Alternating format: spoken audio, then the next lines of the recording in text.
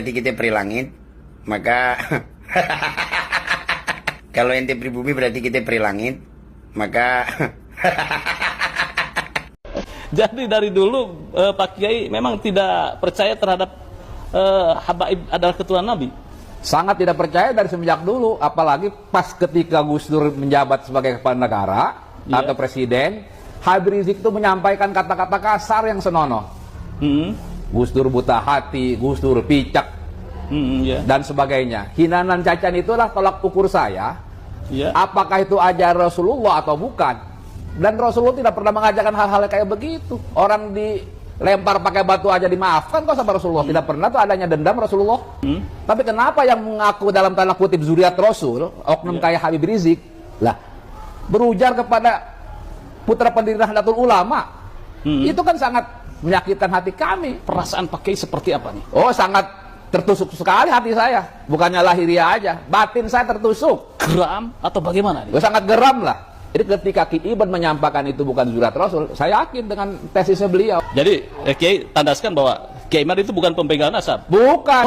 Meluruskan silsilah. Dan bukan pemecah belah umat. Bukan. Warahmatullahi wabarakatuh. Pemirsa pada Suara TV, saya bertemu dengan salah satu kiai di Tangerang, yaitu Kiai Masruilah ya. Mahrusilah.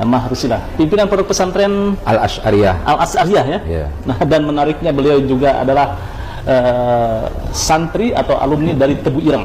Tentu kalau kita berbicara Tebu Ireng berkaitan dengan Gus Dur, kemudian Mbah Hasyim Asy'ari, pendiri NU dan sebagainya. Ini kan sedang ramai ini polemik nasab. Kiai Imad mengatakan bahwa Ba'alawi atau habaib itu bukan cucu Nabi. Pertanyaan pertama Pak Kiai, Pak Kiai masuk Muhyiddin? Oh enggak. Jadi dari dulu Pak Kiai memang tidak percaya terhadap habaib adalah keturunan Nabi. Sangat tidak percaya dari semenjak dulu, apalagi pas ketika Gus Dur menjabat sebagai kepala negara atau presiden, Habib Rizik itu menyampaikan kata-kata kasar yang senonoh. Gus Dur buta hati, Gus Dur picak, dan sebagainya. Hinaan dan cacian itulah tolak ukur saya. Apakah itu ajar Rasulullah atau bukan? Dan Rasulullah tidak pernah mengajarkan hal-hal kayak begitu. Orang dilempar pakai batu aja dimaafkan kok sama Rasulullah. Tidak pernah tuh adanya dendam Rasulullah. Tapi kenapa yang mengaku dalam tanda kutip zuriat Rasul, oknum kayak Habib Rizik, lah berujar kepada putra pendiri Nahdlatul Ulama, itu kan sangat menyakitkan hati kami sebagai warga NU. Jadi sejak itu Pak Kiai sudah tidak percaya. Sudah tidak percaya karena banyak tingkah laku para yang ngaku-ngaku itu yang ngaku-ngaku habaib. Coba tuh datang ke kiai-kiai Nusantara itu, minta kambing, minta sedekah dan sebagainya. Apa itu wajar tuh? Orang kiai kerjanya apa? Kiai itu nggak kerja. Cuma kesehariannya ngajar kaji dari pagi sampai malam. Orang nyari kasab aja tuh, makan anak bininya susah. Cuma menayat sama Allah datang rezeki, tiba-tiba rezekinya diambil oleh kaum mereka. Bukannya ngasih dalam perjuangan dakwah Islamiyah. Masa minta-minta kan gak etis, Pak. Nah itu oknum Pak Kiai. Iya, oknumnya kayak begitu dan banyak. Pak Kiai pernah jadi korban? Karena saya bilang begini, pernah sering didatangin. Oh gitu. Apa dimintain apa itu Pak Kiai? Ya, minta kambing lah. Dikasih sama Pak Kiai? Oh nggak pernah. Karena saya juga zuriatnya Sultan Maulana Hasanuddin Banten. Wah, gengsi dong kita. Iya kan? Saya kan juga Sultan Banten, zuriatnya Mbak Deong Sakara, pahlawan nasional. Berani melawan. Ya harus saya lawan, karena itu ajaran yang nggak bener. Kan gitu. Sama Kiai Iman nih, mestinya motivasi, ngasih semangat, ya kan, ngasih jalan rezeki, bukan diminta. Kan gitu. Betul Pak Kiai. Gitu. Pak Kiai, ketika Habib Rizik mengatakan bahwa Gus Dur itu buta mata buta hati, itu perasaan Pak Kiai seperti apa nih? Oh, sangat tertusuk sekali hati saya. Bukannya lahiriah aja, batin saya tertusuk. Geram atau bagaimana nih? Sangat geram lah. Apa yang ingin Pak Kiai lakukan ketika itu? Nah, ketika itu saya dengan teman-teman Garda Bangsa, saya ke Tronojoyo, ke Mabes Polri, minta dibubarkan tuh Ormas FPI. Karena ulahnya Gus Dur disampaikan bahwa beliau buta hati, buta mata itu. Saya dengan teman-teman ke Mabes Polri, ke Tronojoyo, minta dibubarkan tuh Ormas FPI. Tahun berapa itu ya? Ketika Gus Dur menjabat presiden. Ketika menjabat presiden. Betul. FPI belum bubar kan? Belum bubar. Saya minta dibubarkan waktu itu dengan teman-teman. Jadi dibubarkannya oleh Mahfud MD kemarin ya? Ya, oleh Pak Mahfud MD eranya Pak Jokowi ini. Alhamdulillah lah gitu. Ya. Jadi sampai segitunya Pak Kiai dan kawan-kawan itu datang ke Mabes Polri untuk meminta FPI dibubarkan. Iya, dengan teman-teman karena hati kita frekuensinya sama. Kami adalah pencinta Gus Dur. Ya. Ketika itu tanggapan Gus Dur sendiri bagaimana? Ya Gus Dur mah santai aja kan, beliau mah kan tingkat keilmuannya dengan saya jauh. Kan gitu, beliau mah santai-santai aja. Karena itulah aslinya zuriat Rasulullah, Gus Dur itu. Iya. Tidak pernah dicaci itu marah, nggak pernah.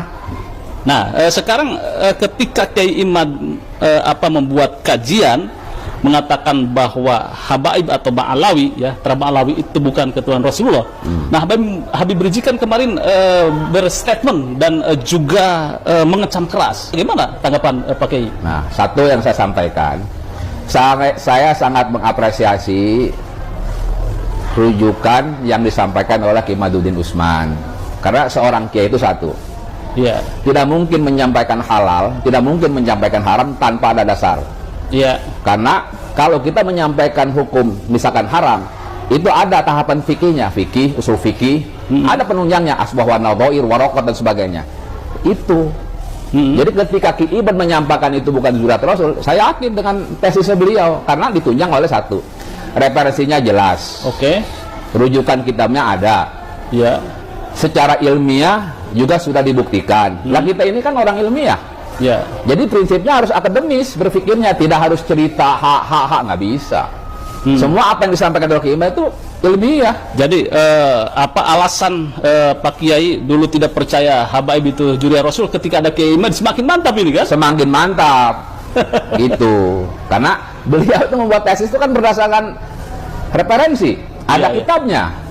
Jadi kita ngomong itu ada rujukannya, dari mana sumber kitabnya kan jelas. Ya. Kalau Habib Rizik kemarin berstatement keras itu bagaimana sikap Pak Kiai? Nah, itu kan namanya ilmunya belum sampai wali. Oh. Kalau ngaku zuriat Rasul mah atau ngapain kebakaran jenggot dia kalau bukan dianggap bukan nasab Ba'alawi yang nggak itisol kepada Rasulullah. Mestinya satu, banyak nih caranya.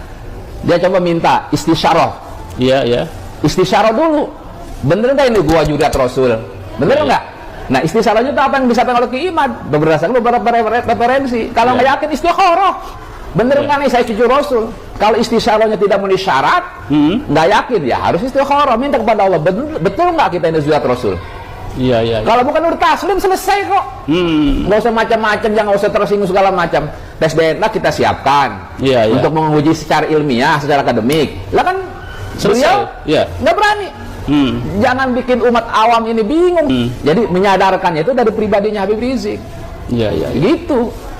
Taslim aja, selesai itu. Umat sudah selesai gitu kan. Umat nggak bakal riuh. Nggak bakal ribut. Malah ini memprovokasi, ngajak perang segala macam.